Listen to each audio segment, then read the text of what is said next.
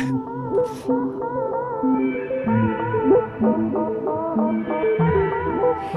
everybody, I am here with Tom, and my intro music finally played out. There we go. So we are in good shape. So for those of you who might not know Tom is somebody who, in my eyes, did it. He did it. I am incredibly inspired by Tom. When I met you, did you still have your day job? You were still 100%, doing it. 100%. Yeah. So as you guys probably know, I'm obsessed with jiu-jitsu, and Tom was an instructor at my gym, very quickly became a friend. He is so incredibly talented in so many different things. Some of you girls might recognize Tom from Cherryville Photography because he's very artistic. Jiu-jitsu, believe it or not, you have to have a really, really good understanding of people, relationships, how they go together, and it translates. It translates into other things than just trying to break legs. So Tom has worked with me as a photographer. I'm constantly trying to convince him to take a stronger role in my company, but he's just too wildly successful. So Tom, you can probably talk a little bit more, but he had a day job. He worked at Best Buy, nothing terribly fabulous, but so committed and motivated to what he was interested in that before you knew it, he couldn't work with me all the time because he's international. He's in Wales. He's got a place to live. He's teaching at a school. He's competing. He does jiu-jitsu full time. He did it. He did it officially in a really short period of time. I've known you, it's almost 4 years now, Yeah, I guess? 4 or 5 probably. Yeah, 100%. So in a relatively short period of time, he was able to go from fairly typical to fantastic world traveler. So Tom, how did you do that? How did you actually go from making a hobby into a full-time thing, but wildly successful? Honestly, like I'm just really lucky. Like I don't attribute anything to just something that I did myself. Like anyone that I know who's really successful has a lot of people around them, and we luckily came up through a very good team through 10th Line at Bethlehem. Like shout out to those guys, and just being very open about everything. Like, you know, some of these schools, you've been to other schools where they're not they don't like you going and talking to other people. They don't want you going at Bethlehem is our jiu-jitsu school. Academy that we teach it's our at. jiu-jitsu school. Mm-hmm. And I'm very lucky in that they brought in people that drove me to do new things. So you were surrounded by people who encouraged you to succeed. So exactly. So essentially, I got very lucky and met this man out in Wales, Ashley Williams. And this guy has really pushed me to do everything that I've done. Now, how did you meet him? Did you meet him at a tournament? Because of 10th Line at Bethlehem. Okay. So he was the main event of one of our jiu-jitsu tournaments, one of our finishers tournaments. He faced John Battle when we were, okay. I think that was, I can't remember what venue we were in. But essentially, we had a jiu-jitsu event, and we flew in a guy from England, from Wales. I didn't know that. I knew it was a tournament. I didn't realize it was a tournament. So our school, school hosts ended up, tournaments as well. Yes, our school hosts tournaments, and luckily brought in one of the most influential people I've ever met in my life. And went from luckily, when he came out here, he needed a place to stay, so he stayed at the house I was staying at for a week, and I got to spend a lot of time with this person, and realizing what kind of drive this person had made me want to do more.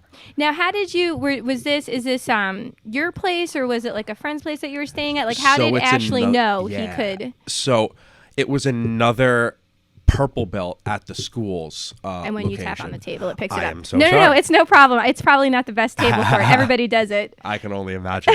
But yeah, it was another person at the school. Okay. And I live here in New Jersey as well, but our school is in Pennsylvania. Yes, at the time I was living in Pennsylvania at a place like 5 minutes from the school. Oh, I didn't realize that. Yeah, That's awesome. I was living at a place in Bethlehem. So So that's what it was. Yeah. So I got really lucky. And when this person came in, I was just like, yeah, let me definitely get in. So you were just open, like you weren't expecting anything from him. You just saw somebody who had a need, and you're like, how can I help you? Yeah, like expecting 100%. nothing in return. Exactly. Yeah. I didn't I didn't want anything, but I was very lucky that he invited me out to Wales, to his academy. Yeah, that's and you took the opportunity. I did. Like, I would imagine a lot of people would be like, I can't do that.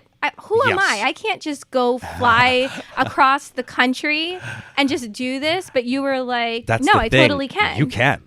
You can You do can. that. You can do that. There's nothing stopping you from doing that. Right. Like, why not? And that's what it was. After I had gone out there 5-6 times, and every time I went out, because I still had a full-time job, I was limited to my PTO time, my paid time off. Okay. So I would only be able to go out there for 2 weeks. And after complaining so much about my job, because I just couldn't, just like on your last podcast, cannot stand our full-time job sometimes. Yes. And yeah, I couldn't do it. So after a while, Ash was just like, why don't you quit your job?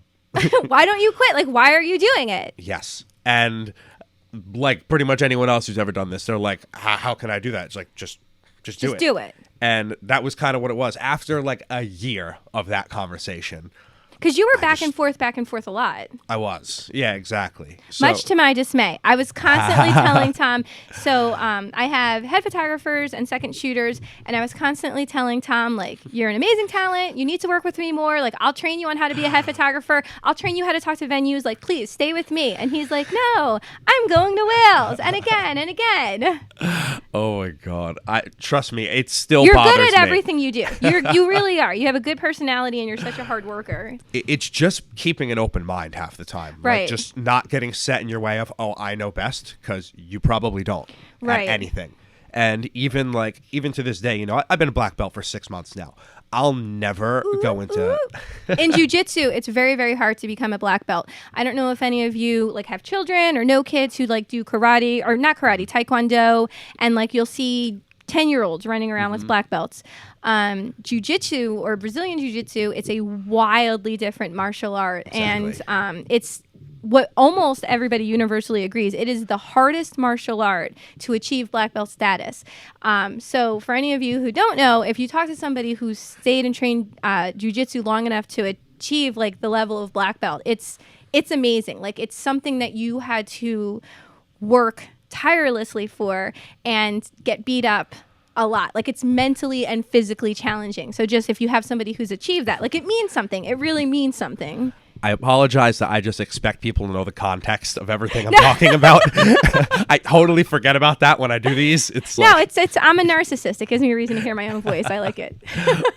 essentially what I was going to say was even as a black belt, though, I'll never go into any class that I'm taking. It doesn't matter if a purple belt's teaching, if a blue belt's teaching. I'll always go in with I could learn something Right. off of what they're doing. Right. It doesn't matter. Yeah. So all the time out in the classes that I'm training at in the UK, someone who's a quote-unquote lower belt might be teaching, but they're really freaking good, and they Right. probably beat me up, because there's a reason I go out there, because it's so much harder. Is it really? It's so much harder. So, like, what is it? Is it the level of training that's more like do they like always go? So when you train, there's different types of training. You could just be like everyday training. You could be trying to get stronger, and then just don't rest your hand on the thing. Yeah, sorry. You could put it anywhere, just not right on that. I apologize. No, it's no problem at all. You don't have to keep your hands in your laps. Like, ooh, you I'm naughty boy. You're I'm a naughty trying boy. to find Move the it. right spot for my hands. Anywhere, even if you put it on here, just don't rub your hand. Yeah. But so there's regular training where you're just trying to get better, and then you'll have competition training. And competition training is when people are going to compete. And then if you have high level people, the competition training could even be harder. Like, you could have, black belts who are training to like do something really hard. So that's what, like, when I asked Tom, like, is it a different type of training? Like, is it more like competition training, do you think? Yeah, 100%. Okay. Most of these guys are all trying to compete Okay. as much as possible. Like, it was funny at one point. One thing that I always like about jiu-jitsu is no one ever asks about your record. But one day, we decided to talk about it. And just the fact that every person on the team had like 3 or 4 times as many matches as I've had this year, I was like, oh, yeah, these dudes really do. Right. They're going hard. Like, they're trying to get 20-plus matches by this point at like a minimum. A lot of them. That's awesome. And yeah, like... And it's hard. It's very hard. It's very, very hard. It's demanding. Like, mentally and physically demanding. And that's what it is. Like, these dudes' techniques are so good. Their control is so good, but their pace is so good. Like, they can just push. Yeah. They're It's not like getting, amazing. No one's getting tired. It's, Yeah, I had, I don't know, beneficial or non-beneficial, depending on how you want to put it, opportunity to no, you can put your arm I was out there. gonna say, You I can. second- Here, I you know what? second-guessed it for a I'll second. move it over just a little bit to get. Tom As long as is it's close enough. Tom is like crazy tall, so he like needs room for his tarantula limbs that are so long. Need like one of those really big long Yeah. microphones I can adjust. Hello. So whether you want to call it a good opportunity, bad opportunity, whatever you want to call it, I had the opportunity to compete against a 15-year-old. I'm turning 43, yeah. Liliana. Yeah. You I know exactly who you're talking about. So kind of like this wasn't doing it for my career. I do jiu-jitsu because I enjoy it. Right. But here I am, a 43-year-old woman, and I had an opportunity to compete, and it wasn't open, but so there's open tournaments where everybody just shows up, and I did compete with her in an open, but I had one more that was more of like an invitational, a team event, and I was really excited by the opportunity, like excited that the girls, the really good girls from 10th Planet wanted me to be on their team, and I knew who I was going to go against. I knew I was going to go against this 15-year-old phenom, and it sucks because nobody wants to lose to a little kid. She's 15, but she's also the daughter of the owner of one of our other schools. Yes, she is a varsity wrestler. Yes. She's amazing. She's absolutely she's like a amazing. state almost. Maybe she did win states. She's very, very She's good. very, very maybe good. she took second in the state, like her first year wrestling, like just a natural. She's amazing. She's amazing. And how'd that go? so I lost to her the first time. Competed again. I switched up my game plan. Smart. Lost to her a second time. Okay. But one of the things when I was going with her, I want to say the first time I was competing against her, when you're competing against people, you'll hear them get tired, right? 100%. And people will always say, if you're getting tired, know your opponent's getting tired. Yes. So I could audibly hear her getting what I thought was winded. So I'm like, sweet, like There now's you the go. time to push the pace. Like she's Good thing. finally, yeah. So she was breathing heavy, but it meant nothing to her. Like her stamina. Child stamina. Oh, yeah. She has grown woman strength with a child stamina. Oh, it's and insane. it sucks. So it's fine. Like, whatever, Liliana. Hopefully I'll have an opportunity to meet you again on the mats. And I would love for a chance at redemption. But it's one of those things. It's like I'm competitive, right? Right. I didn't want to lose. And I knew she was great. She's been training longer than me. She is amazing. And I had already lost to her once, but like, whatever, right? Just do it. Exactly. Just do it. You just gotta try it anyway. But that stamina, like everybody's like, oh, if I got in a fight, I would just go crazy, man. But you have to realize, like, you're training against people It's not that easy. It's not that easy. And that keeping up that pace. And I can't imagine training like that all the time. You've got to be in incredible shape now, just like going through that. Yeah, like it's one thing that I'm really, really happy about is just I've been doing this for 10 years now, jiu-jitsu. The last couple months specifically, just the amount of cardio work that I get daily and working on strength as well. He's got abs for days. Like, I'm just really lucky. And it's not even just like the physical stuff too, but I teach a lot of classes out there. At least I help out in the kids' classes all the time. But you taught when you were here too. I only taught adults though. And it's totally different because adults, I can talk to them however I want. Right. And they'll understand. But kids, you have to be able to keep their attention. Right. It's not that easy to just, I'm just going to go over technique. You need to be looking around the room, seeing and making sure all the kids are making eye contact with you. They're not, playing with someone else or talking to their neighbor or walking off or doing something. Like, there's just things that you have to do as well. So despite how good you are, like, you're constantly looking, like, what can I be doing better? Exactly. Like, I'm in a different environment now. Like, how can I grow and become better in this environment? So here's just an example of like how in depth they take these things, right? So we went in on a Friday evening one night and we were doing coaching drills. So what Ash did was, our coach Ashley Williams out in Wales, he took a whole bunch of cones and he put cones all over the gym. And he's like, each cone is a pair of kids drilling. He's like, go ahead, walk around this room like if those are all kids. I want to see where you would stand. So you're all walking around, and if your back is to a cone, you're going to get yelled at. Really? If you're standing near another coach, you're going to get yelled at. So he takes it like crazy seriously. Yeah. And then he would point at a cone and he'd be like, those kids are crying. And then you'd go and you'd walk across the cones. And if you stepped over another cone, he's like, you just stepped over two kids. And that's hilarious. Yeah. But it works. It sounds like it works. Yeah, because then you're thinking about all these things all the time. You're like, oh yeah, like I have to think about what happens if I walk in to help a kid, but my back is to another pair of kids? Right. You take that cone, that child, and you walk them to the outside. And you Did you ever see The Wedding Singer? No, I haven't seen it before. There were cones. I'll send you the clip. Yeah, please do. There's a spot for any of you guys. There's a place in Wedding Singer, and Adam Sandler's friend is a limo driver, so like they're all in the wedding industry. Right. Like you'd appreciate The Wedding Singer. Just I'll have to watch it. Yeah. And there's a part where like he's auditioning him to see, and he's swerving around cones like a racetrack driver, and he drives over a cone. He's like, "You killed a guest," and he goes, "There were cones." I don't know, it's stupid. It's stupid. I'll send you the clip. It's funny. It's actually pretty funny.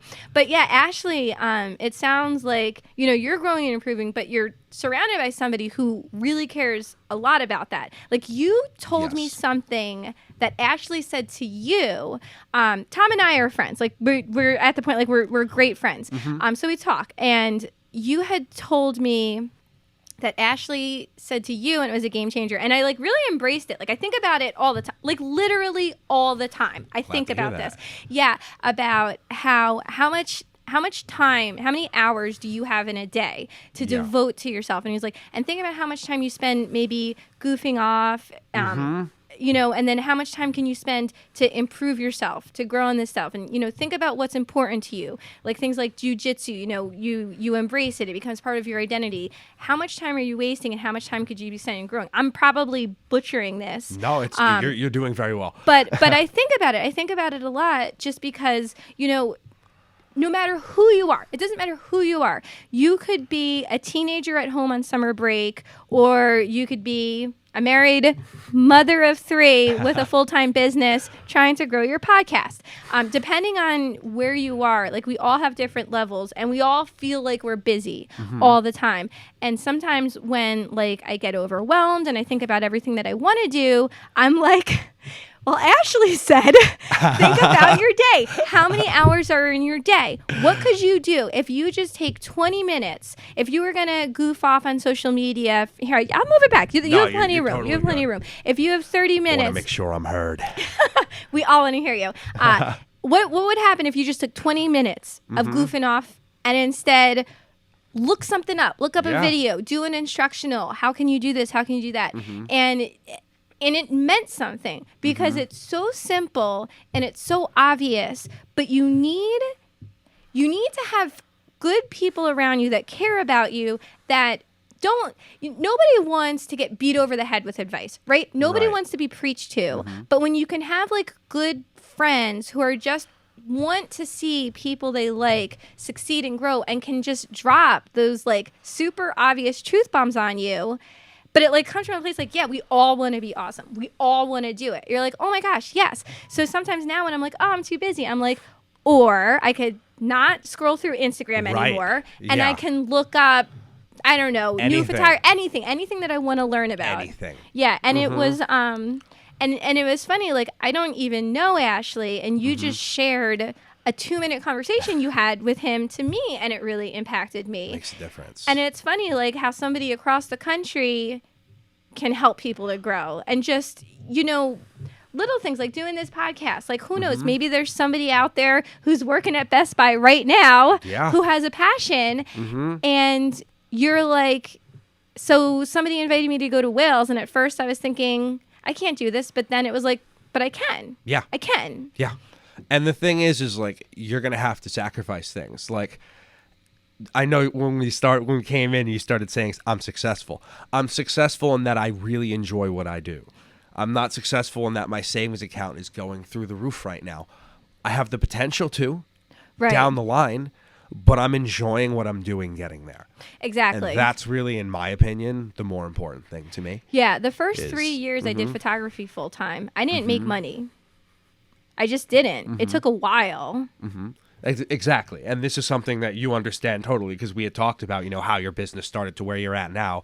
And when I tell people about like how many weddings you do in a year, most people are like, oh my God, like that's impossible. Nobody could do it. I know. Yeah. I'm like, no, you can do it. You just need more people. You just have to. Well, it's funny. It's one of those things where, like you kind of mentioned this, and I think about it all the time. If somebody else could do it, why can't I? Right. But one thing about you, Tom, and I don't even know if you know this about yourself or realize it about yourself, but that like, I guess it was just something, I'm like a little bit of an outgoing person and not afraid to ask for things I want. Right. When I first met Tom, like we were just chatting and I think you like overheard that I do pictures. I believe. And you just came up to me. You're like, hey, so I overheard you saying that you do wedding photography. I like taking pictures too. Could you ever use any help? And I'm like, 100%. I definitely could use help. Let me get you a camera and let you get you chained up. But it was one of those things it wouldn't have even occurred to me to ask you, but like you were just like, you weren't afraid. You weren't afraid to ask for something you wanted because who cares? Like, what's the worst? I was like, oh, I don't need help right now. You'd be like, okay, super cool. I'll see you tomorrow. Right, exactly. It's funny because that specifically, I remember that situation and I remember being deathly afraid of what you were going to say. Because while I can do it, I still get self-conscious about these things because you never know. You never know. I say it to you. You say to Zach, why is he asking about my stuff? Like, you know what I mean? Zach owns our gym. Yeah, or anyone I know, just anyone I know that comes up to me later and it's like, why are you asking about people's things? Right. But like you had said, the worst case, and this is once again something that Asha said to me specifically, you never know. You never know. You just never know. And worst case scenario, it ends up being a conversation point. Next time you see the person, we can talk about photography. You know what I mean? Yeah. It's I had mentioned on the last podcast, I had a videographer come in along with one of my photographers. Mm-hmm. And when I was like, I had a podcast, like, and I've had it, but I've never been like super regular with it. And like this year I like set a goal again, like in the back of my head, why can't you do it? You can do it. Why can't you do it? 100%. And I'm like, but I really want to have like interesting people on, like people that inspire me because due to the nature of doing jujitsu, actually, it's a very intimate martial art. 100%. Intimate in the fact that you're in close contact with people. There's physical contact, and I'm so interested by it. One time I looked up the science behind why you feel so close with the people you train with, and it like has to do with endorphins and when your skin chemicals work. Yeah, when your skin touches someone else's skin, like you get a bond, and there's that adrenaline and that fight or flight, and you feel like you came through something. Right. So I've had an opportunity, and in jiu-jitsu, it's all walks of life. Mm-hmm. I mean, there are. I don't want to get too political. There's wildly different people all training together. So you get to know. We can even describe it physically, right? Yeah. You can have very small, skinny people. You could have very large people, and they could still have a good experience together. You can have very long people, very short people, and they could say, perfect example. But everyone can still end up getting something out of the training, which is really good. Whether it be, cardio type things, because just because someone's really big doesn't mean that they have to use strength. Right. You don't have to use your muscle. Yeah. You sit down on the ground and you play a different type of game and stuff like that. You also get to know people that maybe they aren't in your social circles. 100%. Maybe you get to know people who. This is a really good example of it. A very, very dear friend of mine who he's flamboyant. Like he's an amazing person. I love him with all of my heart and soul. Who became very, very close with a Catholic priest. Right. So again, they maybe not in social circles, they wouldn't have ever had the opportunity to grow this friendship, but they became so close, like would go out to eat and go out for coffee. Like they got this amazing friendship. It was a lot better example than I had. Yeah, but it's just one of those things. Like maybe if he was just sitting in his rectory all day, he would have never gotten to know him because it's just, it's not who would have been in his social circle. And because I've gotten the chance in weddings, you're with all types of people and you get to know people, and then jiu-jitsu, there's so many different people who are so inspiring in so many different ways that I'm like, I would love to talk to people who did it, who are going their own way. And then I'm like, right. So I have to get guests. I want interesting guests. Right. But like, I'm like in my brain, I had mentioned this the last time. I'm like, I don't want to ask them. They're going to think I'm stupid. They're going to think I'm a dork. They're not going to want to come on. And then like, I would just ask you, I'm like, Tom, would you be interested? Like, you have such a great story. And you're like, I'd love to. And everybody I've asked so far was like, oh my gosh, that'd be awesome. I'd love to come on. And I'm like, you like me? You want to be my friend or be on my podcast? I would have came over if you just said, hey, you want to like hang out for an hour. You want to hang out? Let's go do something. I would have been like, yeah, why not? But it's one of those things where like you're like, yeah, of course I want to, Deanna. Yeah. That sounds awesome. But like in my brain, I'm afraid to ask. But you like just have to do it. And you do that. And you invited the stranger to stay at a house that you were staying at. And then he's like, awesome, you want to come to my school across the country, across the world? Across the world. And you're like, sure. And then, and he offered, like you began teaching, he offered you a place to live out there because he kind of had a place where people could stay. Well, it started with, so I had to get like guided into basically all, I wasn't originally just like a go-getter, right? Like I was just kind of going there, training and goofing off a lot. Okay. And eventually I got steered into thinking in a better way. Okay. Did So- he see something in you? And I got very lucky in that I don't think it's luck. I don't think you know this, but I think people can see it in you. You're a hard worker, Maybe. you're I hope so. outgoing, and you're not afraid to talk to people and learn and grow. yeah, that's what it is. Kind of like we were saying earlier, you know, it's like you can always improve in something. Right. And like I can give this example right now. A big reason that I immediately said yes to this podcast too is because this is something I thought about would be really fun one day, and seeing how you have this set up here is awesome to me.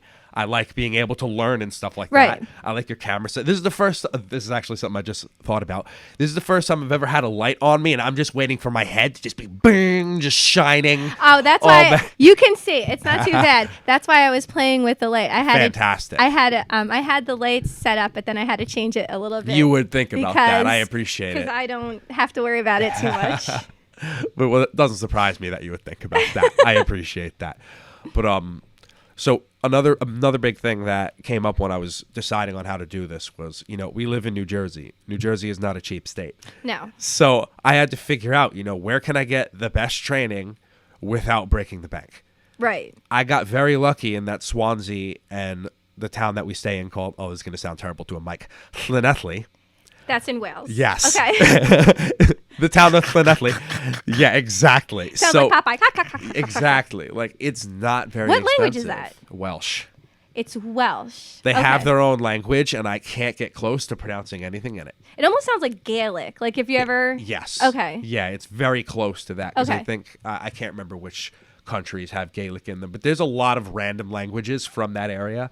Like someone was telling me about like the original British language that like one town speaks over there. I'm like, wait, what? Like Old English, like Beowulf, what Beowulf was written in? They made it sound like it was like some random British village. I have no idea. Just like super, super old. Exactly. Like I really have no idea, to be honest with you. Like there's a lot of it out there That's so cool. Mm-hmm. So that I didn't realize that. Yeah, I'm like most Americans. I'm woefully ignorant to exactly how the UK Right, is set of up. course. Like I I didn't even understand. realize. Like I thought England was England, and then I have a very, very good friend. Did I tell you about British Tara? I must have mentioned Yes, her name. you've 100% told me about her. Hi, British Tara. If you're listening, I have a really, really good friend who moved here from the UK. Right. And she told me about things, and I'm like, how could I be such a dummy? And she's like, well, Americans just learn about America. Exactly.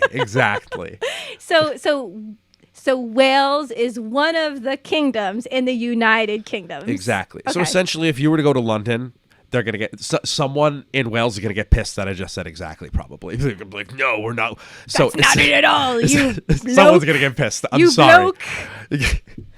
So if you go to London, right, and you just take a train as far west as possible, that's Wales. Okay, so you don't. It's not like it's on the same island. Yes. Okay. It's a peninsula on the island. Oh, that's pretty cool. Yeah, it's a whole section, but it's a pretty big, like to drive across the whole thing, it's like 3.5 hours. It's basically like New Jersey on the side of the island, basically. Oh, that's pretty neat. And then, Yeah. so what you guys might not know about this is you were going through this during COVID. Yeah. So Yeah. while you sorry, I got a ping. I can get back to her later. It's not important. So it's wedding season, and sometimes brides have like super urgent requests. But that was just she wants to pay me, which is very, very nice. That's good too. That's urgent to me. That's urgent to you, That's right? definitely urgent to me. But I can get back to her later. But yeah, like even more inspiring. During COVID was so hard. Like businesses went under. People didn't know what to do. They kind of got like. I'm not saying this is right or wrong, but people kind of got like comfortable being static for a while. 100%. Until the world opened back up, like for obvious reasons. Maybe you had health concerns, maybe you were just unsure, just mental stresses. But Tom and I were talking about lots of business opportunities. Oh, yeah. And he and I, along with my husband, like we were thinking about doing something, and then COVID happened, and it didn't let like we talked about this, and he's like, we all were like, yeah, we're gonna have to kind of go in other directions because this isn't the right thing to do right now. Exactly. And I kind of had to change my business for a while and move into something else. And you just kind of were like, yeah, like this is something I'm totally interested with the jiu-jitsu and whales. And what did that look like? Like mentally, what did it look like for you to like move forward with this? Because it was hard. Like without going into details, you had before COVID hit, even before my husband and I, you had an amazing opportunity 100%. Through no fault of your own. Mm-hmm. It didn't work out. Mm-hmm. And then maybe we were going to try to do something and then COVID hit and nothing like that could work out. Exactly. And you didn't let it get you down. So how did you like work through that? Work through like two huge disappointments and like come out on top? Let's even talk about this, right? So this was a time period 2 years ago. Remember, this was real life where we weren't allowed to get within 6 feet of other people. Yeah. That was illegal, basically. It was illegal. It was illegal. People... I was not permitted to photograph a person. Like the country said, you can't go near that person because you're too close. And even if they want to pay you, we won't let you and we can fine you for it. And this is what I wanted to do for a job was get really close to people and teach them how to defend themselves. So, the first couple months, you had to do what you had to do. But then after that, you just had to figure out if this was what you really wanted to do, you had to make some sacrifices. You might have to only train with 1 or 2 people, make it real specific. But so to just explain what I'm talking about, I was going to open a gym before COVID started. I had all these plans written. I had an investor. We had bank accounts made, phone numbers made. We had logos made. We had the lease for a gym on our desk like 3 days before COVID happened. So depressing. Before the actual lockdowns started. So everything was pretty much ready, and then it was one of the hardest times of my life. It didn't work out with this other investor, and it was one of the hardest times of my life. Yeah, and then like my husband and I know Tom well, and we see everything that he has, and my business was doing fantastic. And this is how this came and in. he knows a lot about jiu-jitsu from traveling and everything, and we're like, well, we would love to invest. We would love to invest in you. Like, you're a smart person. I'm not ashamed to tie my cart to the right horse. And then everything closed. Everything, like it just stopped. Exactly. I didn't have money anymore. I had an amazing business, and then I had no business. Exactly. Like, I'm like, I don't have any more income. So when something like this happens, you have to think and you have to make a choice, right? I could say, oh, woe is me, and I could complain about it for the next 3 years and be like, oh, I almost had this, but this happened. Or you can make the next choice. And my next choice was I can find a really good gym and continue improving my own skills.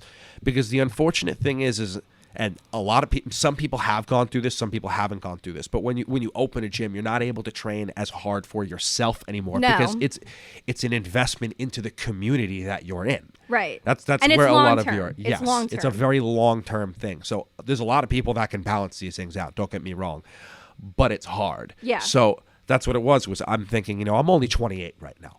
So I could put another year, 2 years, however many years into myself and learning. Right.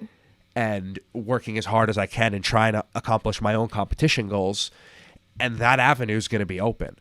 And I have other ideas too. Like, I love jiu-jitsu right now, but I also understand at the end of the day that this is a sport where I might not be able to do one day. So I have other ideas already lined up.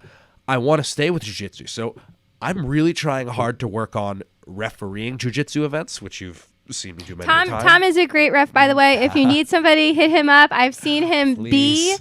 be a ref. I've photographed him reffing, and he understands the sport amazingly well. Hit him up for privates, referees, anything. He also does private instruction. Oh, yes.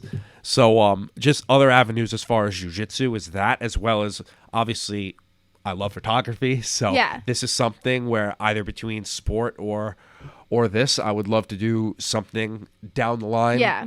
I got very lucky in that I enjoy photography and never really needed to make it the only thing that I did, and that I feel like that has to be, especially in the beginning for you could probably attest to this. It might have been stressful because it might be like, oh, if I don't get this perfect, who knows what could happen afterward with things. I would say the first 5 years that I did weddings, I felt like I wanted to throw up as I was driving to the wedding. And when I came home, I'm like, oh my gosh, what if I look at these pictures and every single picture is the worst picture in the world? Exactly, right? Yeah. And no matter how many times I would take pictures and they would be amazing and everybody would love it, like you just have that fear. Like, oh my gosh, it's on me. Like it has to be amazing. And it's like, well, I guess like it's hard. Like you feel like you want to throw up because you don't want to let somebody down. Like you just...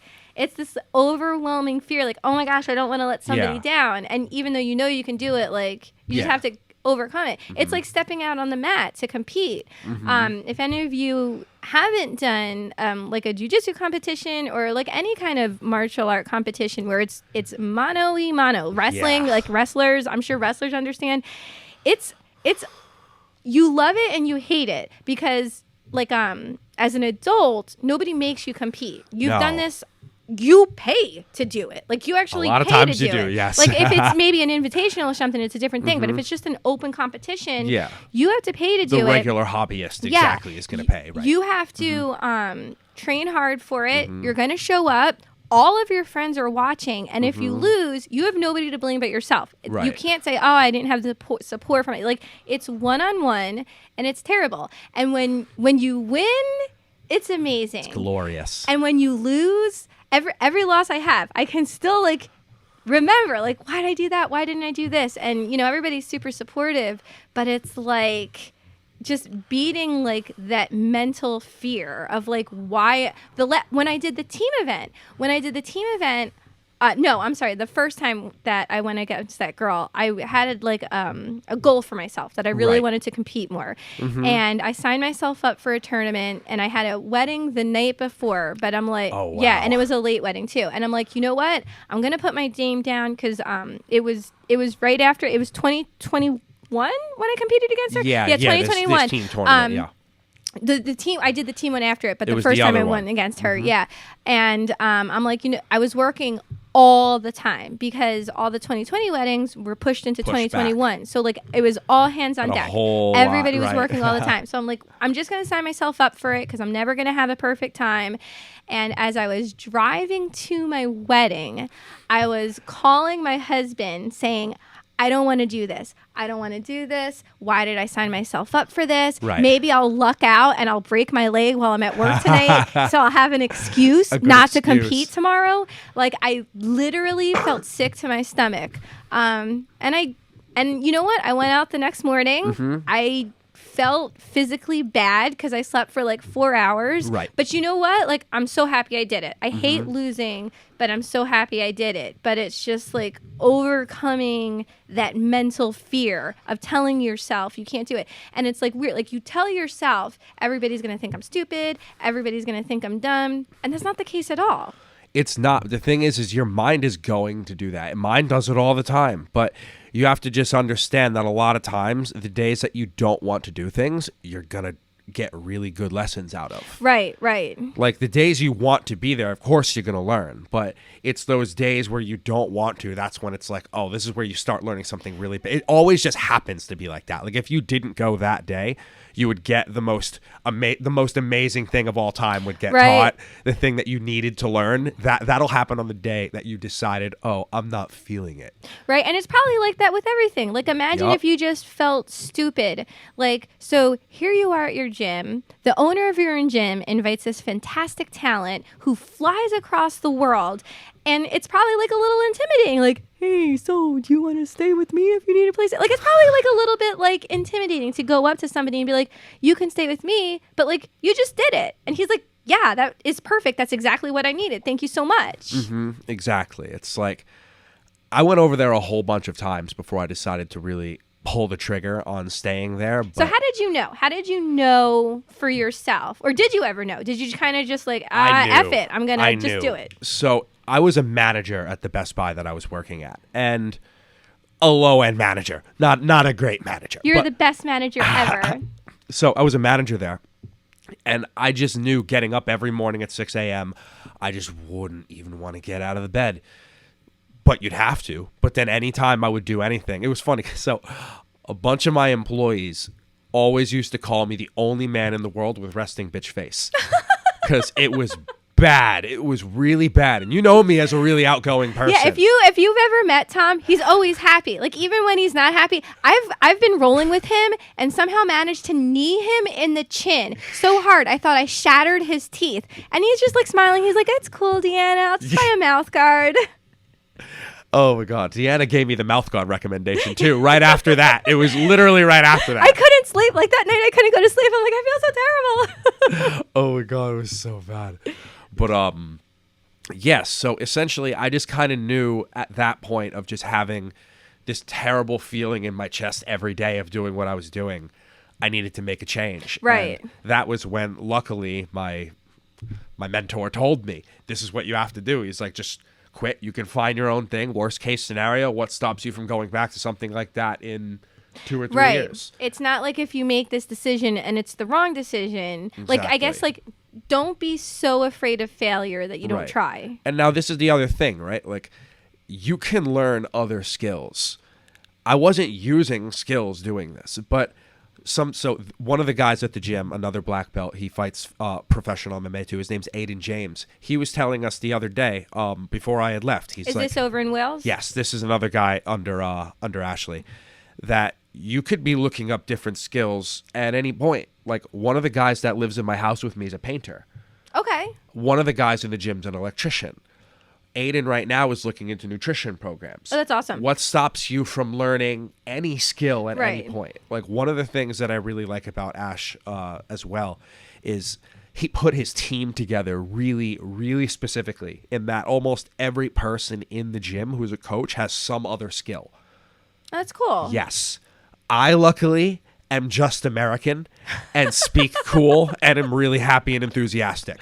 Who knew that New Jersey would get you a job? I know. I sound like I'm from New Jersey. Yeah, that's literally it. Is that I just kind of like I just bring good vibes. You just bring that Jersey attitude that those people in Wales want. Exactly. The good Jersey attitude, the Jersey strong attitude. It's funny because most places that I've ever been to out there, they know me as the only American person they've ever met. So if I ever go in there again, they're like, "Oh, it's the American. It's that guy. What's up?" Yeah, it always happens. Like I went in one place like a year and a half ago, and then I went in there like 2 weeks ago, and the guy remembered exactly who I was. Yeah. I'm always surprised when people remember me. My gut instinct is that no one's ever going to remember me ever. And you go in and you're like famous. You're like, "Hey Tom, famous, hey American person."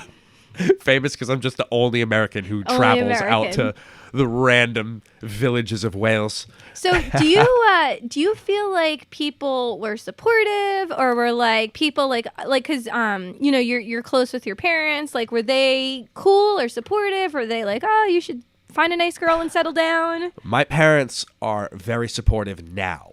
But there was a time period when I was originally starting jiu-jitsu too, where they weren't very supportive of it. Really? They didn't understand. Like, so to put things in perspective too, I started jiu-jitsu like on a whim after high school. Okay. And within a year, I ended up getting a really bad injury in my arm and ended up having to have surgery, and I was out for 14 months. Yeah. Because I had to get part of my hamstring taken out to be put into my arm to tie my arm back together. It was really stupid. And they didn't understand why I even wanted to do this. Right. But then they started... Wait, you want to go back to it? Exactly. But then they started coming to some competitions and seeing the camaraderie that everyone has and whatnot. They're like, "Oh, this is a really good community." So it's an amazing community. I've never seen anything at all like it ever. Exactly. And it's like you're instantly family with your training partners. Exactly. I think it also probably convinced my parents a little bit because when I first quit my job, and okay. and then I almost immediately had like a gym opportunity like less than 6 months later. They were like, "Oh, okay, so he might actually have people believe in him. Someone else believes in my son." They're like, "Oh, so he's not just making it up." Yeah, he's not just making it up to be lazy and sit around all day. Dude, like, that's awesome. Yeah, I'm not.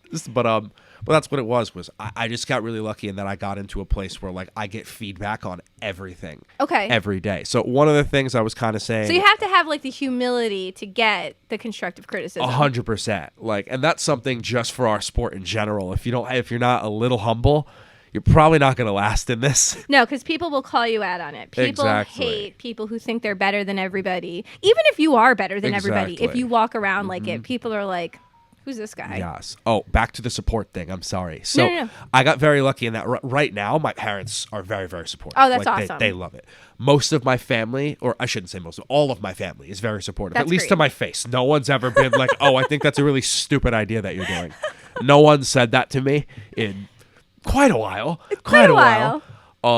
I got really, the main thing that ended up convincing me is my best friend, who unfortunately just passed away last month. He was. I'm sorry to hear that. Thank you. I appreciate it. He was so just adamant on telling me all the time, like, "Man, you have to try this opportunity." Really? Worst case scenario, what happens? You just come back. The tickets aren't that expensive, right? Like, if I just put that amount aside. If I have worst case scenario, I fly back. It's like Tom's always got airplane tickets in his back pocket just in case. Just in case you got to bail out. But so that's what it was he was just always telling me. I can't thank Will enough. He used to just be like, "Dude, just go for it. Just do it." And me and him always used to just push each other. That's awesome. To try our best on things, because we unfortunately, like I'd said in the beginning of this, we weren't those people.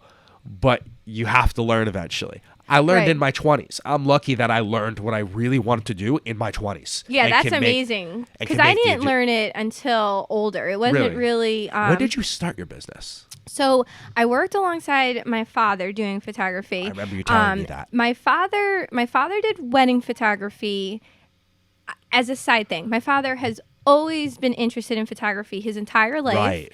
And then he would do he would do like First Holy Communion pictures for the town that I grew up in, and he would do some portraits. I'm so sorry that keeps happening. Oh, it's no problem. It's no problem. I don't even know how much it's picking it up. And then he would do like some portraits, and then he would start doing like bigger events. Right. And my mom used to help him, and my mom hated doing it. She hated doing it. She's like, "Look at all these people having fun, and I'm just sitting here working." Yeah, she wasn't a photography person, right? So I've always been like a little bit of a daddy's girl, and I also always liked photography. And it's funny, like I just offered it up to him. I'm like, "Mommy hates this so much. I'll help you one time. Right. Like I'll just show up and help you." And it turned out to be like an amazing fit. Remember what age you were at this point? I wasn't married yet. And did I know my husband? I want to say when I started doing it, so I got married at 25. So this oh, was you know what? I'm fairly so young. sorry. So I started my business older. Right. When I officially pulled the plug and did this full time. But I guess, so I got married when I was 25. So I probably started working for him when I was like 23. It was roughly. That's cool. Yeah. And very, very, I didn't even have a camera at first. Right. I literally just helped pose people. But like I saw like this incredible opportunity, like, and none of my sisters wanted to do it, and I couldn't understand why. I'm like, it's so much Daddy's fun. out here making it rain on the weekends. Yeah, right. And you're just hanging out going to parties. So I couldn't get it. Like I couldn't understand why my sisters weren't interested in it. But I'm like, I mean, like it's hard. Not that it's not hard work. You're working long hours, but I'm like, this is like such a great opportunity. So like I like doing it. And my dad eventually was like, "Do you want a camera?" I didn't have any money. And my dad was like, "Do you want a camera? I'll go buy you a camera and teach you how to use it." So I started working with him doing weddings. And then my dad was amazing. So his business grew, and I was working, every month. Right. He only did it part-time. So it was like 1 or 2 weddings a month. And then I worked. So then I got married, and then I got pregnant, and I was still working alongside of him. And then I was still doing a day job and working a lot. And let's see, I had my first daughter when I was 28, and I was still working alongside him. But he was getting to the point where he could pay off his mortgage. Right. And he's older. His hip is bad. Weddings it's fun, but it's long, hard days. So he was approaching the point where he was getting ready to like where he could retire. Right. And I, like, as I continued with the business, I did more and more, right? Like I took pictures, I posed. I got to the point where I was doing all the editing for him because he had a full-time job. And it started getting to the point where I would post all the stuff to social media, and I started getting people contacting me directly. Right. And like at one point, somebody didn't just ask if we could take pictures. They asked if I could take pictures. And I asked my dad, I'm like, I don't like, how do you feel about this? Like, I don't, and he's like, no, this is what I always had in mind for you. Like, wedding photography is an amazing job for a mom. Like, you know, you can be at home with your kids during the week, and then on the weekends, you know, kids could go to grandma's or stay home. My husband has a weird job with a non-typical schedule, and they're older now, so they can stay home. So people started approaching me directly, and I kind of started doing it. And around the same time, I had a day job that went the way of the economy during our last recession. Let's see, my oldest daughter is 14. So around 14, 15 years ago, there was a really bad recession, and I was in pharmaceuticals. Mm-hmm. So my job went the way of the economy. Crazy. I got a severance package. I could have driven up to corporate, but it would have been New Jersey to White Plains. So it would have been a 2.5-hour drive with traffic. That makes sense. Each way. I had a daughter who was very, very young, so kind of had like a talk with my husband, like, what's the right move here? Right. So he said, take your severance package and I'll just work like crazy. And I just devoted myself full time to the business. So the same type of thing. Like, I had somebody who supported me. Like, this is like a very risky thing, giving up a full-time job for not, but like, what would our quality of life been? Exactly. Like, we would have been just spending all our time, because again, like, lots of people work and put their kids go to grandma's, but my husband doesn't have that type of job. He has a very, very strange schedule with very, very long hours, and I would have had a 2.5-hour commute one way. So like, our quality of life wouldn't have been there. So he's like, it's fine. Like, maybe we'll make a little bit less money. I'll just work harder, and you could be home with our daughter. And like, maybe something happens with photography. Right. Maybe it doesn't. And it did happen, but it was like scary giving up a full-time job and just hoping it works out. But I just did it, and it was the same thing. Like, my dad's like, do you want a camera? I'm like, yes, I do. And then someone's like, do you want to photograph my wedding? I'm like, yes, I do. And you know, here I am almost 20 years later, and it's like, I feel like sometimes you get down, like sometimes you get stressed out because you're so busy, and I'm like, dude, I did it. Like, I'm living the dream. Like, I own a business. I work all the time, but like, I can set my schedule. I can pick like amazing people to work with. Exactly. Like, I never have to be stuck with like crappy coworkers, because I choose my coworkers. Yeah, so I only exactly. choose awesome people, and like, I have amazing clients. So it's like hard and scary, but worth it, and you can do it. You just can't like quit. Like, you just have to do it. Yeah, and it's hard to just take that jump. I 100% understand that. So here's actually a story. So there was a specific time period where I kind of knew my time at Best Buy was pretty much up.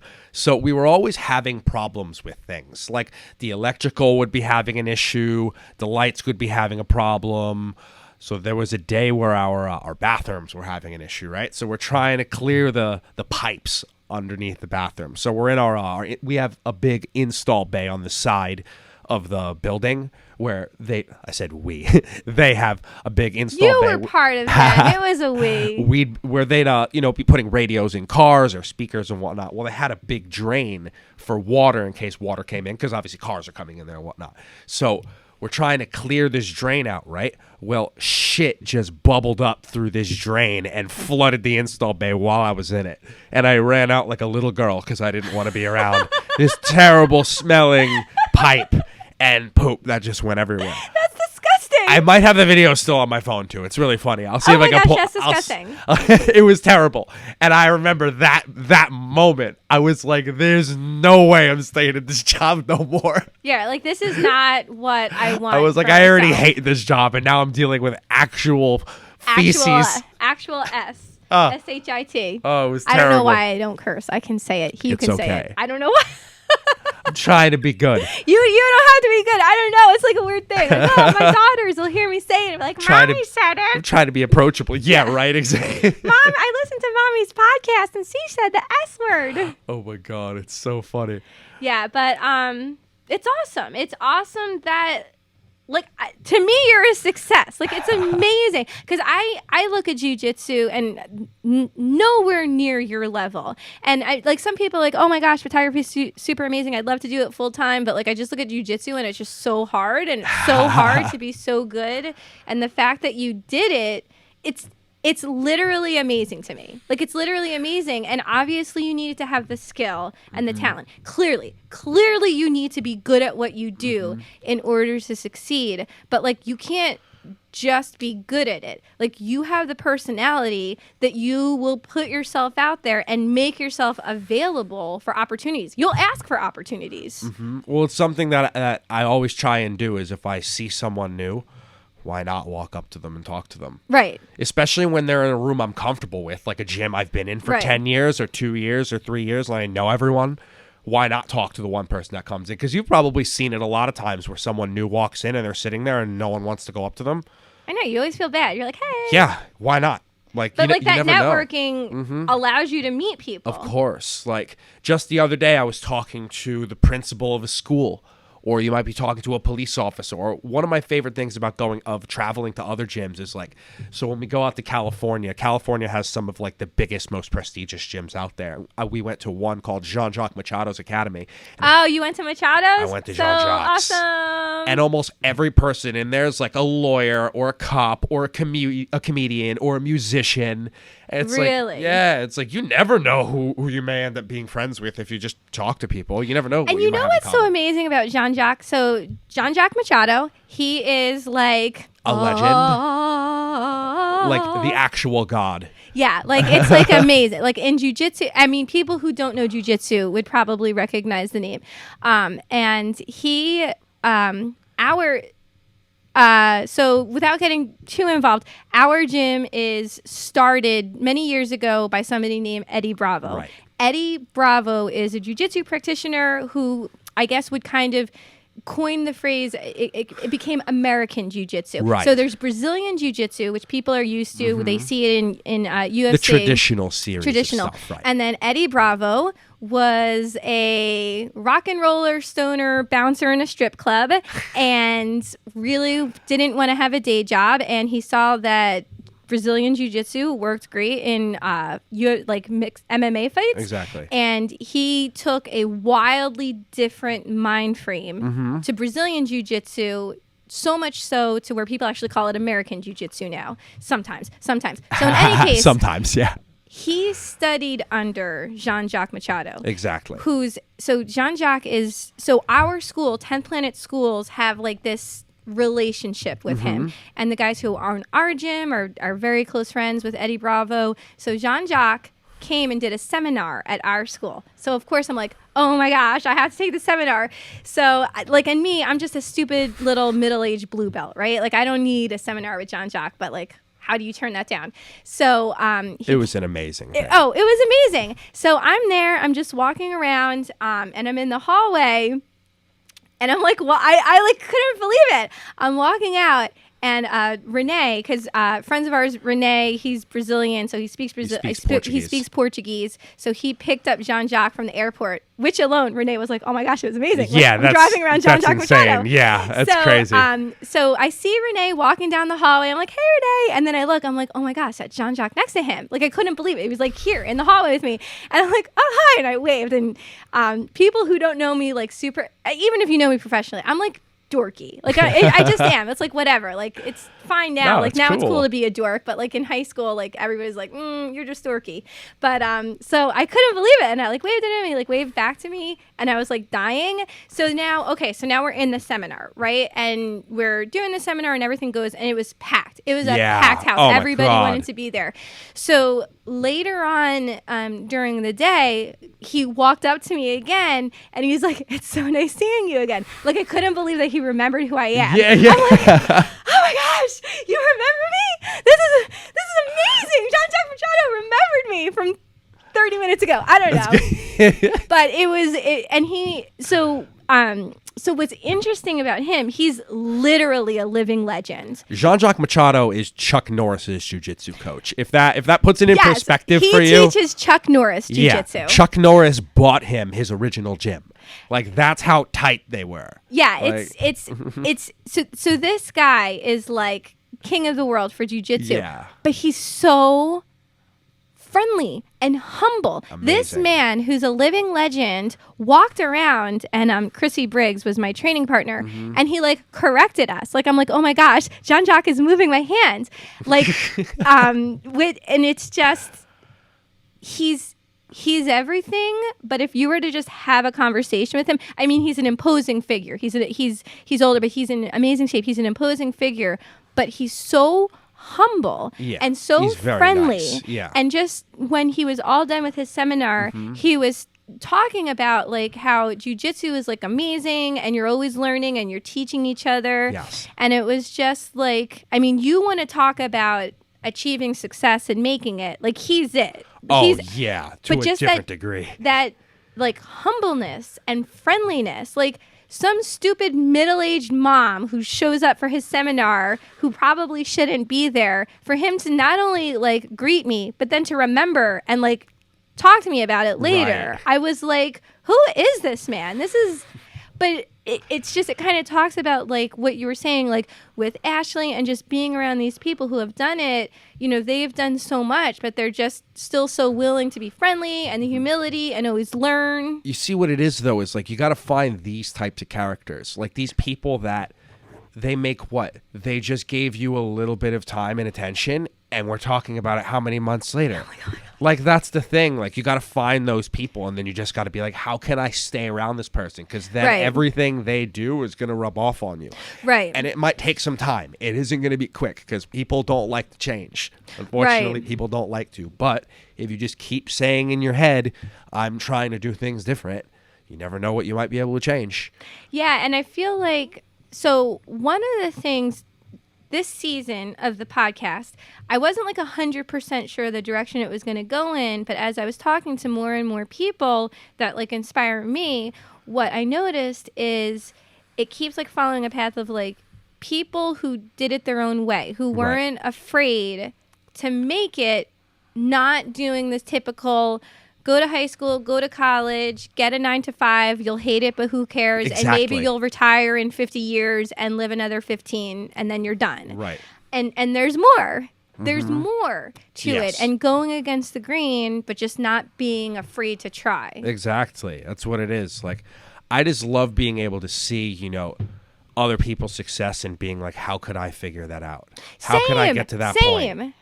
Yeah, I see when I see other people that are doing something, and it doesn't have to be in my industry. It's just Zach. Zach is a person. Zach owns our gym, and Zach, in addition to lots of other great qualities he's an incredible businessman. Oh yeah. And I'm not ashamed to say, like, I emulate. Why wouldn't you want to see somebody who's successful? And it's like, what are the things that he does, you know? And how did you do this? Well, you're not afraid to talk to people. You're not afraid to go up and approach. And you see that, I've seen that talking to people, like, how did you do it? And all of these people have the same thing in common. They're not afraid to just, or maybe they are afraid, but they overcome that mental fear and just do it. They just do it. Yeah, exactly. It's like, well, I know it's super cliche, but it's like the whole thought of, would you rather not do it and say you never tried? Right. Like, give it a shot. Give it a shot. Everyone's going to respect that a lot more. You're going to respect yourself a lot more. Right. By at least trying to do it. You know what I mean? And that's what it is. Worst case scenario, take the time and find out what you really want to do. Yeah, I had 2 businesses that I tried before photography. Did you really? Yeah, so I I didn't want to put all my eggs in one basket. So in New Jersey, it's probably like this in most places, but in New Jersey, you could throw a rock on the street and hit somebody in the head who says they're a photographer. Yeah, like you aren't kidding. It's a super, super saturated market. And I tried a couple different things. I've always loved baking. I really, really like baking. So I tried to see, like, can I do it? Can I sell cakes? And I actually sold a couple, but it was very, very time intensive. And there wasn't like a huge profit.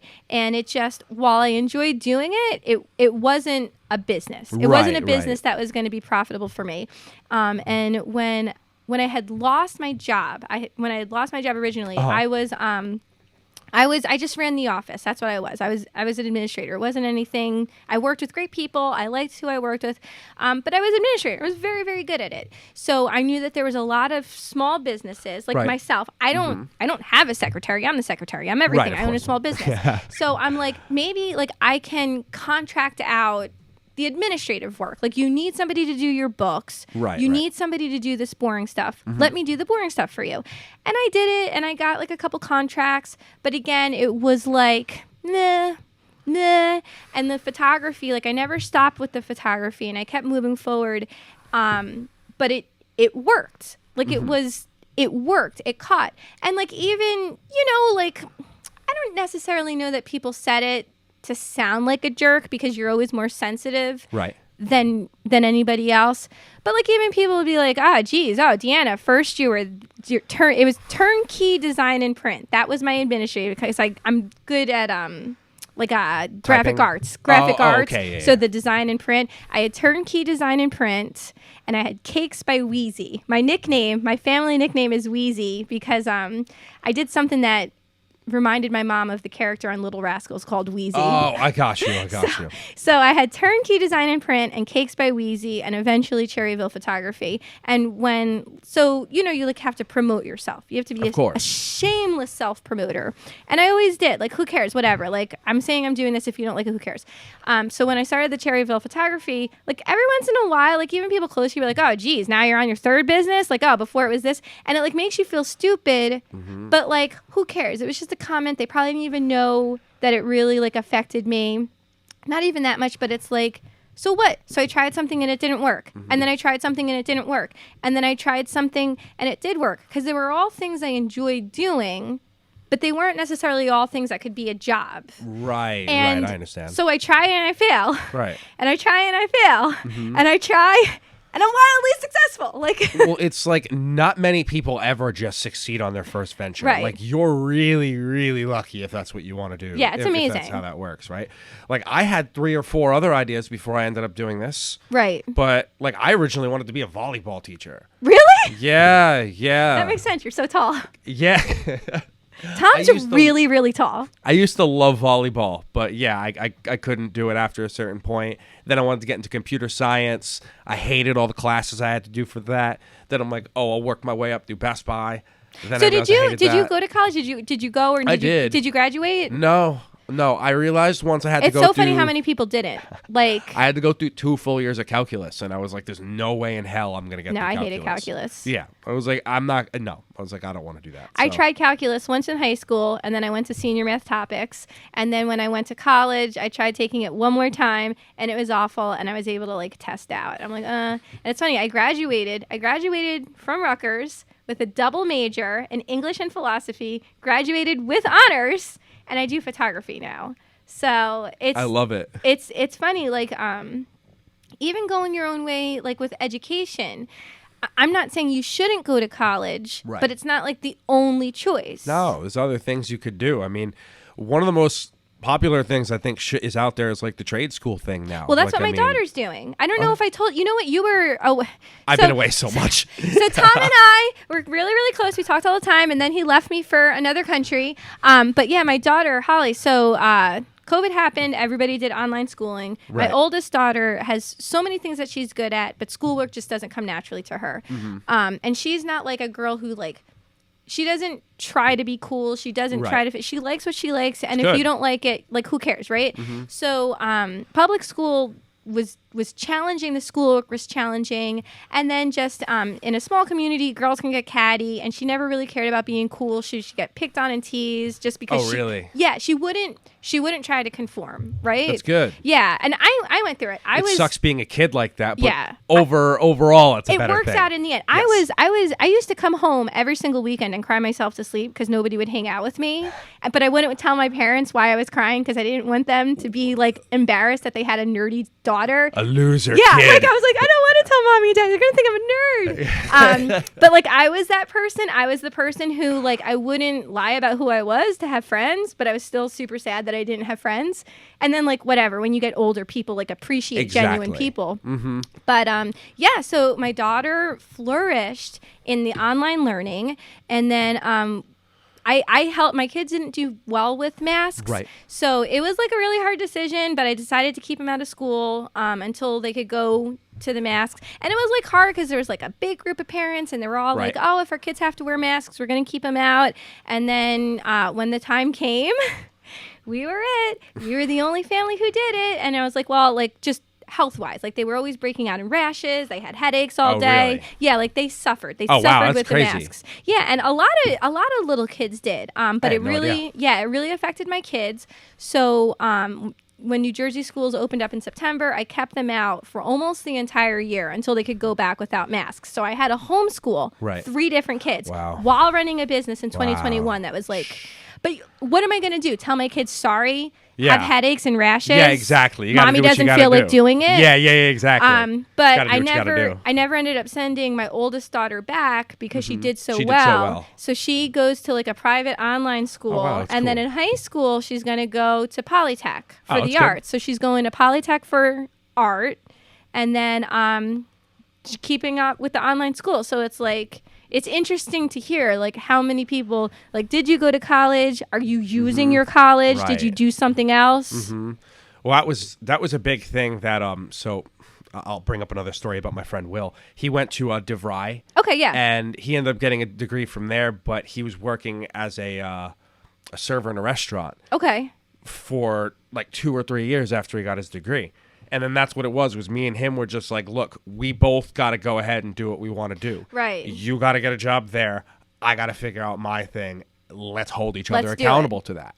Yeah, there's a lot of people who work for me, actually, who went to college, graduated college, and like years until they can find a full-time job in their industry that they went to school for. Well, and I feel bad because I had a lot of friends I don't talk to a lot of people I went to high school with, but the bunch of people that I did, almost every single one of them that went and got a degree realized in like a year or two they didn't want to do that. Really? And a bunch of them went back to school. Really? And I was just like, oh my God. That's miserable. Like, I couldn't. Yeah. That's miserable. I was like, I couldn't imagine going through all that schooling and then it doesn't work out. And it's just like you spent you're in all that debt. money. Yeah, exactly. Like some people, put some real money in, and it's like, right. Yeah, my daughter is somebody, if she wants to go to college, great. But I always used to be of the mind, because I was raised that way. You go to high school, you go to college, and you get a good job. But like if she finds something else, like, I'm okay with it. So I'm dying to know, before we turned on the recording, you said you had a funny wedding story. Oh, God, yeah. Oh, man. All right, so... Someone in my family is going to listen to this and probably get mad at me, but sorry, this is a funny ass story. So I was just in Vermont this last weekend. Okay. My cousin just got married, and it was really cool because any wedding that I've ever, and granted, I wouldn't be a part of an entire thing if people did an entire thing, but we did like a 4-day like wedding thing out there. Holy cow. Yeah, like we were on this really cool lake, and we were doing things like kayaking and swimming, and then we had like, different kinds of like, we had like a welcome party on Saturday, and then the wedding on Sunday, and like a brunch on Monday and stuff. Wow. It was cool. It was really cool. So essentially, right after the wedding happens, right? So the ceremony goes. Okay. Cool, right? You're heading into cocktail hour. Yeah. Cocktail hour goes. Awesome. We get to the point where, okay, now we're going to walk the introductions. Groomsmen, introductions, the grooms and the maids. You know what I'm talking about. They're going to go ahead and walk out. They're going to introduce every person. Cool. the first dance goes. The father-daughter dance is going on. Okay. Right? And one of my uncles apparently turns to one of my other uncles and says, "Yo, get the fuck out the way. I want to see what's happening." And my other uncle sits down and says something along the lines of, "Fuck you. You could have stood up." So are you serious? Father-daughter dance, right? So the one uncle just grabs my other uncle by the throat from behind. No. Yeah, like just right around the neck. And No, just wait, starts so throttling his you neck have it- Homer Simpson style. You have a dance floor. Yeah. Now, are they sitting? Are they standing? Everyone's standing watching So the they're dance. standing. Everyone's standing watching the dance. How deep are they? Are they closer to the front? They're Are they toward the front Shut all up. the way on the left side. So they're towards the front. They're not even like 5 people deep. They're probably like 5 people deep. They're not at the front, but they're Okay. the first table on the left. Oh. Yeah, and everything. Yeah, so anyone watching can watch, right? This is the stage. This is the room. They Okay. were like here. Shut up. Yeah. Shut up. So a bunch of people told me the whole story because I didn't actually see it happen. I was videotaping the dance. Okay, so you're paying attention at the couple. And the only reason I saw something happen was because they looked that way. Shut And up. that's when I looked up and I was like, "Oh my god!" So he's like, you could have moved out of the way, Yeah. and then his response is Homer Simpson choke. Homer Simpson choked from behind, right? So he's just throttling his neck, and he told me that he was getting choked so bad he started hearing like the volume go out and stuff. So 2 guys come in and they start breaking it up. But No. now this is the thing, right? This is where it gets bad. Wait, this is where it gets bad? My uncle that's getting choked grabs a fork and just starts stabbing him in the head. Are you kidding me? Tom, this is insane. My family is the problem family, Deanna. Oh? He just starts stabbing him in the head during While the the dance. father-daughter dance This going is on. during the dance. So now, did the bride and groom were the bride and father like still dancing while all this is going on? They turned and looked and took like 2 steps that way, and then that was when I saw. So I then put my camera back in my pocket and walk over, and at this point, they got pushed out 2 different sides of the building. Now, I didn't know this was I knew my uncle was the one who like did this, but I didn't know my other uncle was the one who got attacked or that attacked him. So I like took my shirt off and was like walking around the parking lot all drunk as shit. Like, oh my God, fucking fight. like an asshole. Like just looking for like if there was just some guy in the parking lot, it would Dude, I'll fight anybody. I would have just walked up on him and squared up in my freaking guinea tee. I would have but then I walked back up, and then they tell me it was 2 of my uncles that got into the fight. And So I'm just you're going like, outside looking for problems, thinking it's 2 schmucks. Yeah. And it's your uncles. Yeah, and it's my family members. I'm like, oh. So what happened? Did they like go home after that? Like, Oh, because it was God. a whole weekend. Yeah. So what did they do after? And this was like I said, 6 p.m. on Sorry, Sunday, girls. right? He almost took off his shirt. You almost got to see the abs. So essentially, apparently, my uncle that got stabbed, or my uncle that stabbed him, my uncle that stabbed him took the fork, and I'm sorry again if any of you guys listen to this. Apparently, so I watched him just take the fork and just like chuck it as far as he could off the deck, like he was getting rid of a murder weapon. It was so funny. It was so funny. So he goes back inside after like 10 minutes, but then my aunt, the one married to the guy that strangled That him, got stabbed. came up to him and acted like they were both being assholes.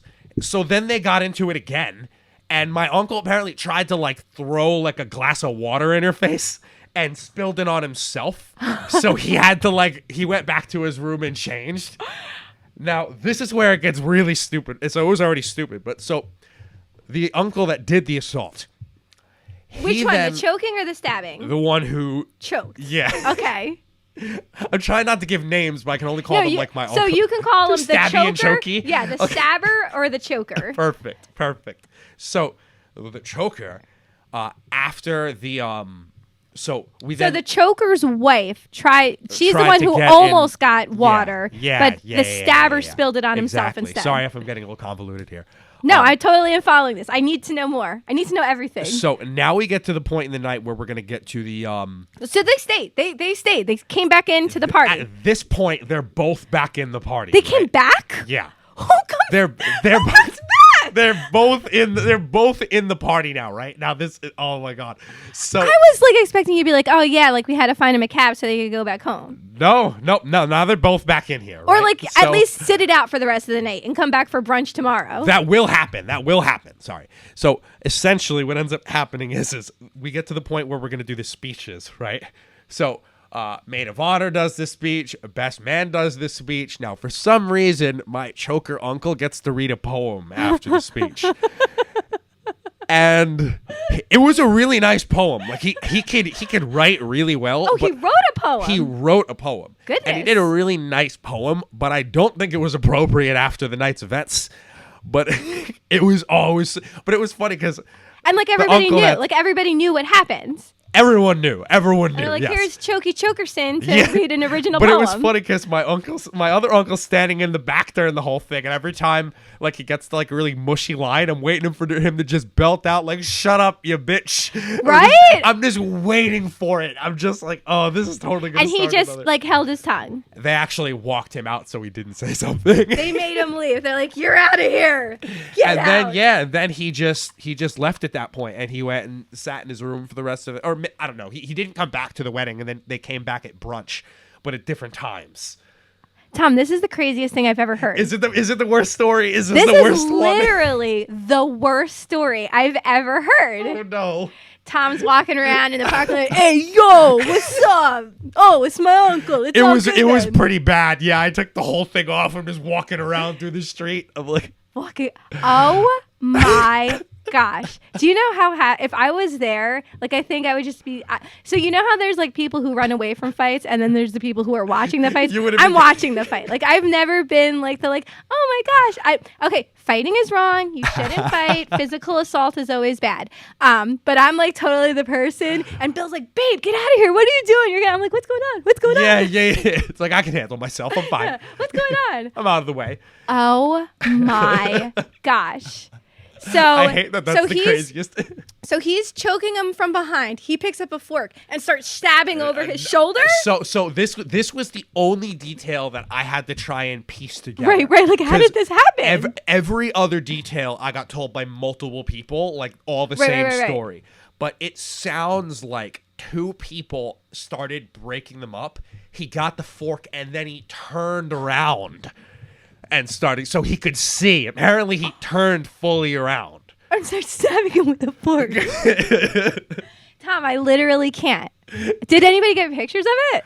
So there was a photographer there. Did he get pictures? I didn't end up going up to her though, because I'll be honest with you, I was pretty drunk, and I did not even think about it. I would be so happy if there was pictures of this. I'm really hoping she got one because she had some decent cameras. I'm assuming because the angle would have made sense from what she was standing.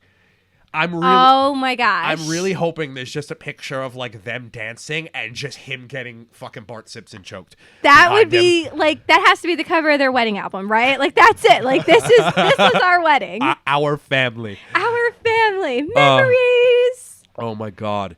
It was just That's crazy. It was so funny. And then they just showed up at brunch at different times. Were like people talking it? Like how do you go back? Like was that all people were talking about? Or were they like, oh, let's just drink something else and get back to it? A lot of people were talking. Well, it was funny. So at the end of the night, like way at the end of the night, like I was just like sitting outside the restaurant at like 3 a.m. because like I just had nothing else to do. What else are you gonna do? And I was like talking with like employees of the place, and they were just like, yeah, that was kind of crazy. Yeah, that's crazy. Everyone was. Yeah, it was.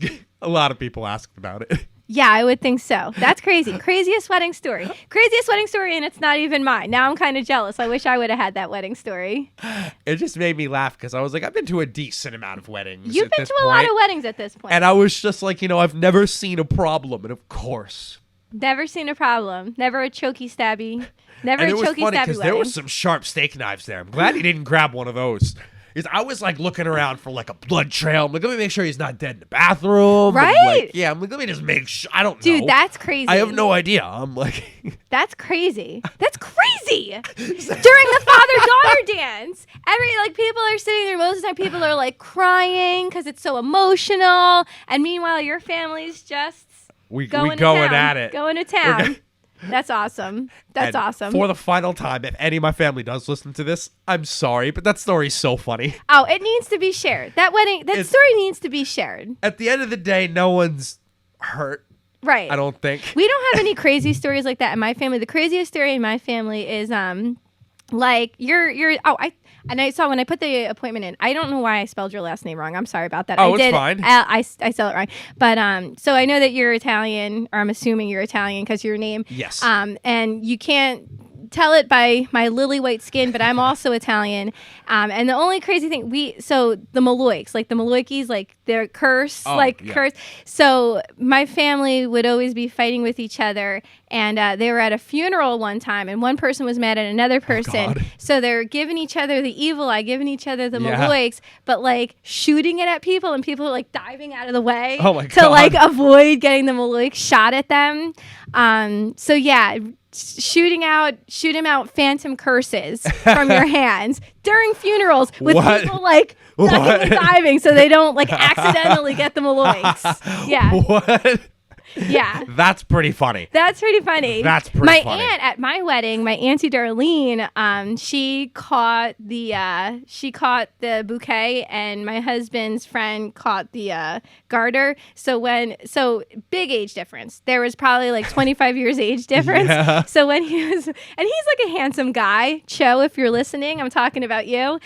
So Cho is putting Cho Sang. Cho is his first name. Right. He's putting the garter up her leg, and when he got close enough, she just reached out and tried to give him a kiss right on his lips. Oh my God. And he's like, "What's going on here?" Oh my God. Yeah. And I've never seen that at a wedding either. Like, what? Where like so the funny. aunt of the bride like just randomly tries to make out with the groomsman like while he's putting the garter. Yeah, my so in front of everyone. And that was my family. One of the other crazier wedding stories That's from so my funny. own. We must have tracked it, right? Like we Yeah, must have tracked it. Well, Tom, this was awesome. That story was definitely worth the wait. I'm glad. I very much appreciate it. Oh and then, God. yeah. So, guys, once again, Tom. This is Tom Cellamare. While he's in town, I don't know how long are you in town for. When are you going back? I think I'm gonna be here till the 8th. Till the 8th? Yeah. So if you have anything that you're interested in, jiu-jitsu lessons, Tom, because you people who train jiu-jitsu, but also just people who are interested in the sport but maybe like a little bit intimidated to just attend a class. Like you teach privates for all ranges, people looking to get started and 100%. in it. And I honestly really like doing privates originally with people that are starting up because it's a lot less intimidating going with Women someone and men. He does friends, girls that I've made friends with at jiu-jitsu who just started. You help them with it. Yeah, it's something that I feel like helps a lot. Yeah. And, because it's almost learning a new language at first. Oh, 100%. Especially if you're in something like the 10th Planet system. We It's have definitely some a new crazy language. names. Yeah. If you ever walk into a 10th Planet school and you look at the warm-up wall, the warm-up wall looks like it might as well be hieroglyphics in Egyptian to most people. Spattered with offensive language. Yeah, here and exactly. It's just like a weird amount of words that don't seem like they make any sense. But to us, like it you makes said, sense. It's a language. It's learning a new language. So definitely Tom's social media links will be in the show description. Perfect. So if you're interested in jiu-jitsu and you want to hit him up for a private, or if you're looking for refs, he has like a wide range of skills. So make sure you hit him up for anything. Honestly, guys, even if it's something like you just want to talk about how you want to quit your job and stuff and get an opinion and get some positive reinforcement on things, like it doesn't have to be, oh, hit me up if you want to give me money. Hit me up if you just want to talk. But I really give him don't money care. also. No. Right. Like we had said, I really like making friends. It's a big thing. So and good things come from it. 100%. That's how I started working for Inverted Gear for a while. Right. Renee, I took pictures for Renee. Renee is a friend of ours. Right. Not for anything, just because I knew he was he is doing jiu-jitsu full-time. He's doing it full-time now, right? Saw that? Did he quit school? He officially quit his teaching job. That's cool. He's in it. It was funny when he was on the TV show, Who's Number One, Right. he was still working full-time, but that's since changed. So this is going back a couple years before he's at this point. And he needed great pictures. And I'm like, I'll just give them to you. Like, you're a great person. I want nothing but success for you. Right. You can just have him. Like, come in anytime he comes in. I'm like, anytime you need something, I'll take your pictures for you. And then he's always talking to people, and a company in Vertigear needed some pictures done for a time, and he's like, I have a friend who does great photography. Let me put you in touch. And Vertigear was amazing because I did some contract work for them for a time, and it was during the pandemic. Right. And I honestly never wanted anything from Renee. Like, he's such an amazing person, and I want Renee Sousa. I'll put his thing in there too. Put his there too. He's just such an amazing person, and I just only wanted good things to come to him. And I never in a million years thought that at the end of the day, when I needed help the most, he was going to put me in touch with a company that needed some contract work for a time. Right. And it was like a godsend because I didn't have any other income. So it's like, yeah, just talking to people, making friends, not even necessarily looking for something. Right. But also if you want to look for something and pay Tom money for a private, he'll take it. A lot of times you end up getting the most out of things when you're thinking selflessly. Right. That's a big thing to think about. You know what I mean? Just don't think about it in terms of, how am I going to gain? Right. You never know what could happen. Right. Yeah. Good stuff. Well, Tom, Yes. thank you. My pleasure. Thank as you, always. everybody. And if you have any questions, let us know. Have a good one. Bye-bye.